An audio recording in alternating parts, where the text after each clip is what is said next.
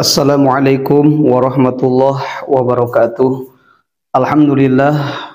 Allahumma salli wa sallim wa barik ala Sayyidina Muhammad ibn Abdillah. Amma ba'du. Sahabat channel ABM TV yang dirahmati Allah subhanahu wa ta'ala, semoga kita semua diberikan kesehatan, diberikan keberkahan dan ilmu yang bermanfaat, dan hajat-hajat ikhwan fillah semoga Allah kabulkan, dan yang mempunyai hutang semoga Allah kasih jalan untuk bisa melunasinya. Alangkah baiknya kita tuliskan dulu sholawat di kolom komentar agar kita mendapatkan ampunan dan keberkahan dari Allah subhanahu wa ta'ala. Kita tuliskan Allahumma salli ala Sayyidina Muhammadin wa ala ali Sayyidina Muhammadin. Sahabat yang beriman, saya minta doanya, mohon untuk mengikhlaskan hati untuk mengaminkan. Ada ikhwan kita yang nulis namanya di kolom komentar untuk didoakan. Saya minta supaya mengaminkan, dan saya insya Allah yang nulis di komentar namanya dan alamatnya, insya Allah saya akan bantu doa agar yang menonton video ini setiap orang mengaminkannya.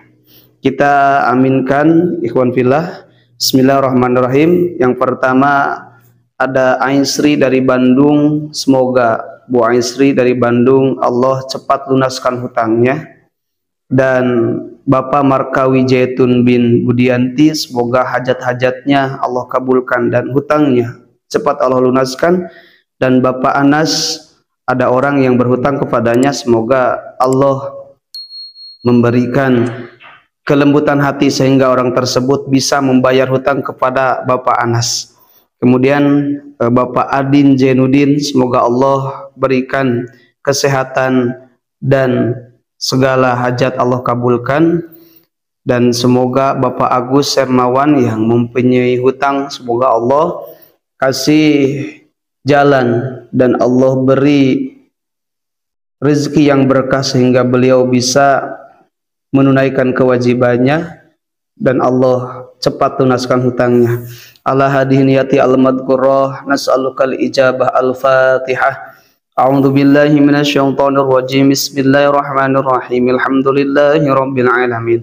Arrahmanir rahim. Maliki yaumiddin. Iyyaka na'budu wa iyyaka nasta'in. Ihdinas siratal mustaqim. Shiratal ladzina an'amta 'alaihim ghairil maghdubi 'alaihim waladdallin. Amin amin ya Allah ya rabbal alamin. Semoga doa-doa kita Allah kabulkan. Sahabat yang dirahmati Allah subhanahu wa ta'ala, di dalam kitab Sirajut Talibin dijelaskan bahwa ada keutamaan berzikir yang bisa melebur 4.000 dosa. Bahkan jika orang itu diampuni dosanya, maka dosa keluarganya, dosa orang tuanya, dosa tetangganya akan Allah ampuni.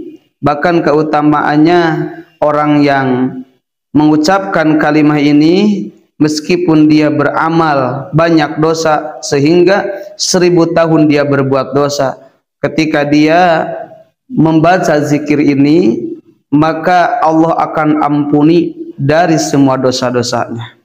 Adapun hadis yang berkaitan dengan kalimat tersebut, zikir yang sangat dianjurkan kita baca. Bahkan zikir ini diamalkan oleh nabi-nabi sebelum Nabi Muhammad SAW. Nah, adapun kalimat zikir yang harus kita baca setelah sholat yang 5 waktu, yaitu kalimat zikir la ilaha illallah. Di dalam hadis dijelaskan, hadis riwayat Imam Bukhari, man qala la ilaha illallah wa maddaha hudimat lahu 4,000 dhanbin minal kabair. Yang artinya barang siapa yang membaca kalimah la ilaha illallah dengan memanjangkannya la ilaha illallah 3 kali, maka Allah akan hancurkan 4.000 dosa dari dosa-dosa besar.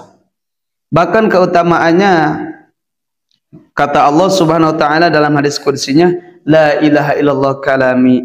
Kalimah la ilallah itu kalam kami, kata Allah. Wa annahu man qala dakhala hisni wa man dakhala hisni amin amin inqabi. Orang yang mengucapkan zikir la ilaha illallah maka kata Allah, dia telah memasuki bentengku, dan orang yang memasuki bentengku maka dia akan diselamatkan oleh Allah Subhanahu wa taala dari siksa Allah Subhanahu wa taala, dari adab Allah Subhanahu wa taala. Maka alangkah baik setelah sholat kita bacakan minimal 3 kali ataupun 100 kali, sehingga kalimah la ilaha illallah disebut kalimah miftahul jannah, pembuka surga, kalimatul ikhlas, kalimah yang bisa mengantarkan kepada keikhlasan, wa kalimatut tauhid, dan kalimah yang berisi tentang ketauhidan.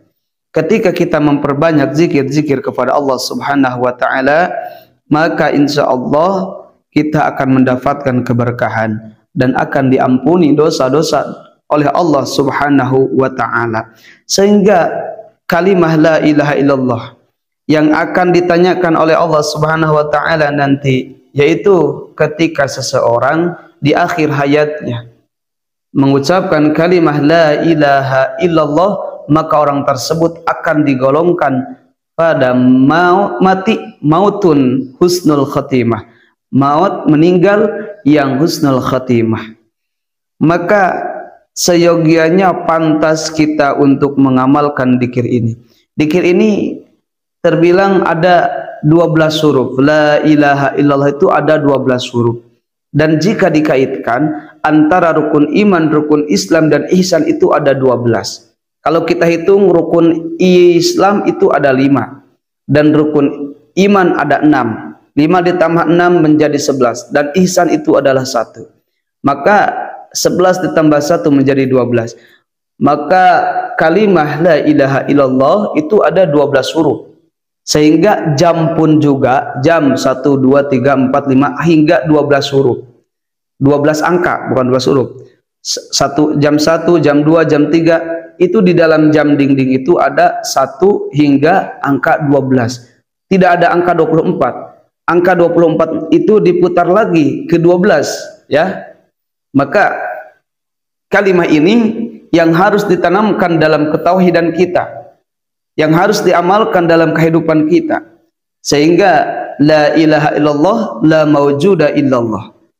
Tidak ada yang hak kita sembah terkecuali Allah Subhanahu wa taala. La ma'buda illallah, tidak ada yang hak disembah terkecuali Allah Subhanahu wa taala. La maqsuda illallah, dan tidak ada tujuan terkecuali tujuan kita kepada Allah Subhanahu wa taala. Kita hidup di dunia, tujuan kita itu kepada Allah. Kita mencari ridha Allah, mencari karunia Allah Subhanahu wa taala. Maka ikhwan fillah yang dirahmati Allah Subhanahu wa taala, kita amalkan dzikir ini. Jangan lupa setelah sholat, jangan pernah kita tinggalkan setelah sholat meskipun 3 kali. Alangkah baik kita bacakan 100 kali. Kalau pada thariqah itu ada yang mengamalkan 165 kali. Nah, sahabat yang dirahmati Allah Subhanahu wa taala, insyaallah ketika kita memperbanyak zikir, maka Allah akan perlancar rezeki, Allah akan ampuni dosa, dan Allah akan berikan ketenangan hati. Ala bidzikrillahi tatma'innul qulub. Ingatlah, hanya berzikir kepada Allah, hati kita akan menjadi tenang, hati kita akan menjadi tentram. Semoga bermanfaat. Billahil hidayah wa taufik. Wassalamualaikum warahmatullahi wabarakatuh.